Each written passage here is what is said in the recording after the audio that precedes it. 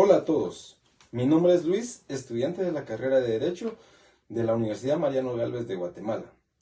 En este video vamos a abordar el tema de lo que es el proceso contencioso administrativo en Guatemala, abordando sus fundamentos doctrinarios, constitucionales, su naturaleza jurídica, las partes procesales, los casos en que proceden o no, la figura de la lesividad, la acumulación, la caducidad de la instancia y finalmente las etapas que lo integran.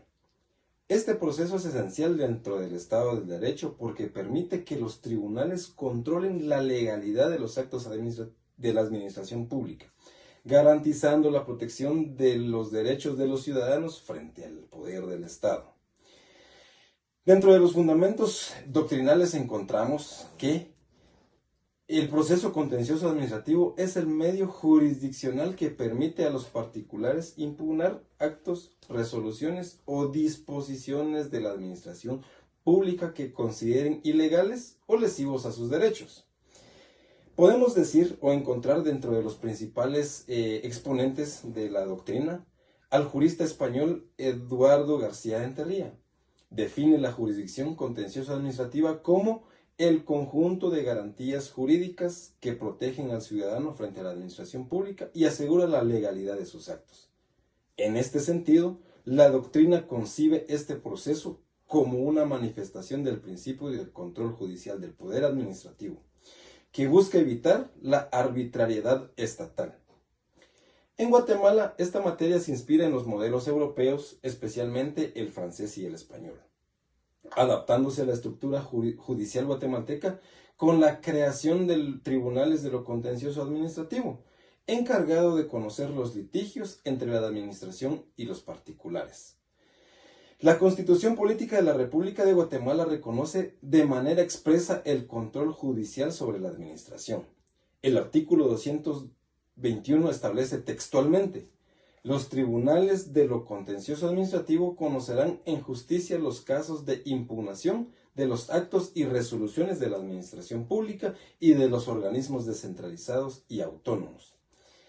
Este artículo constituye la base constitucional del proceso contencioso administrativo, garantizando que toda persona pueda recurrir ante un juez cuando una autoridad pública vulnera sus derechos.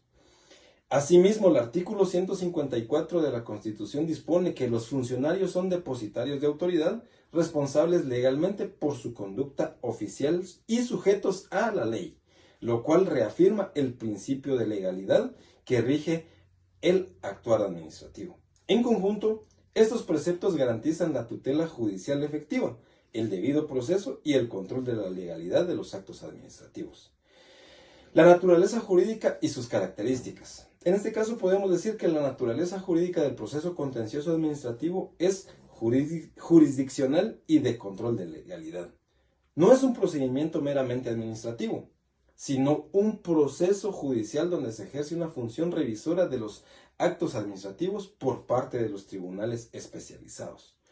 Conforme al artículo 2 de la Ley de lo Contencioso Administrativo, Decreto 119-96, este proceso tiene por objeto la revisión en sede judicial de los actos, resoluciones y disposiciones administrativas que lesionen derechos o intereses legítimos. Dentro de las características principales encontramos que es jurisdiccional, pues lo resuelven tribunales de justicia. Es autónomo, con procedimiento y competencia propia. Es de orden público, ya que protege el interés general. Se rige por los principios de legalidad, contradicción, celeridad y debido proceso. Como punto número 5, conlleva un control posterior sobre los actos administrativos no previstos. Dentro de las partes procesales del proceso contencioso administrativo, según lo regula los artículos del 5 al 8 de la Ley de lo Contencioso Administrativo, las partes procesales son las siguientes: el demandante o actor. En este caso podemos decir que es la persona individual o jurídica cuyos derechos o intereses legítimos han sido afectados por el acto administrativo impugnado. Como segundo actor tenemos la administración demandada, el ministerio, entidad descentralizada o autónoma que emitió el acto. En este caso podemos decir, como ejemplo, el Ministerio de Salud como un ente descentralizado o un ente autónomo que podría ser una municipalidad. Como actor número 3 tenemos al Ministerio Público, que interviene en todos los procesos contenciosos administrativos para velar por la legalidad y el interés público. Y los terceros interesados, que en este caso pueden intervenir si acreditan un interés directo en el resultado del proceso. Estas partes garantizan la bilateralidad y el principio de contradicción dentro del proceso judicial. Como sexto punto tenemos la procedencia e improcedencia del proceso. Podemos decir que el artículo 3 de la Ley del Contencioso Administrativo señala que el proceso procede contra 1. Actos o resoluciones administrativas que lesionen derechos subjetivos o intereses legítimos. Como segundo caso, los casos de lesividad, cuando la misma administración impugna sus propios actos por considerarlos ilegales. Como tercero, tenemos actos de autoridades descentralizadas o autónomas en los mismos términos. En cambio, no procede el proceso contencioso administrativo cuando existen los siguientes casos. Cuando existen recursos administrativos pendientes, revocatoria o reposición, que en algún momento estaremos viendo. Se trata de actos políticos, legislativos o de gobierno. Cuando la ley asigna la competencia a otro órgano judicial, por ejemplo, un tribunal de cuentas, que sería en este caso el proceso económico coactivo. O cuando se pretende impugnar actos no definitivos o de manera de ejecución. En síntesis, podemos decir que solo procede cuando el acto administrativo ha causado una lesión real y definitiva de un derecho o interés legítimo del particular. Como punto número 7 tenemos la lesividad, acumulación y caducidad de la instancia. La lesividad, regulada en el artículo 10 de la Ley de lo Contencioso Administrativo, se produce cuando la administración reconoce que uno de sus propios actos es contrario a la ley o al interés público, pero no puede revocarlo directamente porque ya generó derechos. En ese caso debe acudir ante el Tribunal de lo Contencioso Administrativo para solicitar su anulación, presentando una demanda en la que se le declare la lesividad del acto. La acumulación se encuentra previsto en el artículo 35 y permite que se tramiten conjuntamente varios procesos que tengan identidad de objeto o de partes para evitar decisiones contradictorias.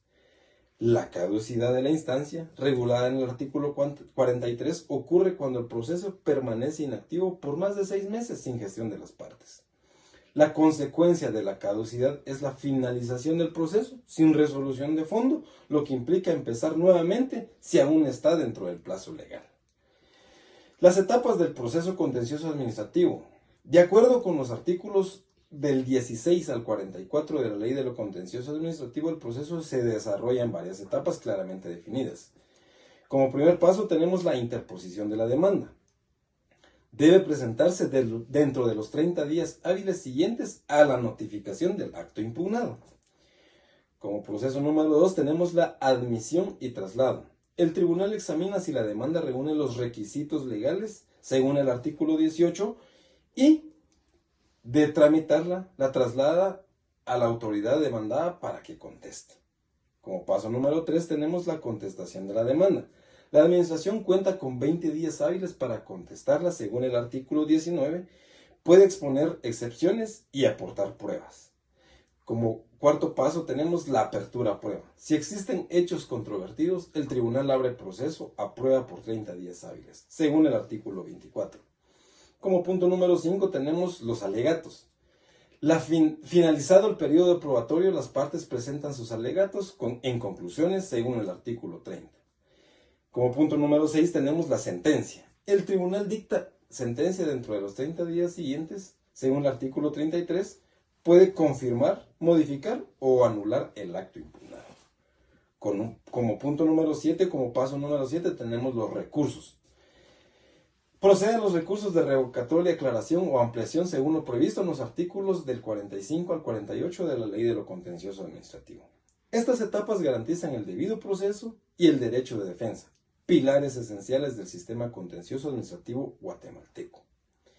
En conclusión, podemos decir que el proceso contencioso administrativo en Guatemala es el instrumento que materializa el principio de control judicial de la administración pública, A través de él, los tribunales garantizan que la actuación estatal se mantenga dentro de los límites de la ley, protegiendo los derechos de los particulares frente a posibles abusos o arbitrariedades. Este proceso se fundamenta en los artículos 154 y 221 de la Constitución y en la Ley de lo Contencioso Administrativo, decreto 119-96, los cuales en conjunto aseguran el respeto al Estado de Derecho, la legalidad y la justicia administrativa. Es así como hemos desarrollado el tema del proceso contencioso administrativo. Agradezco mucho su atención a este video. Saludos a todos.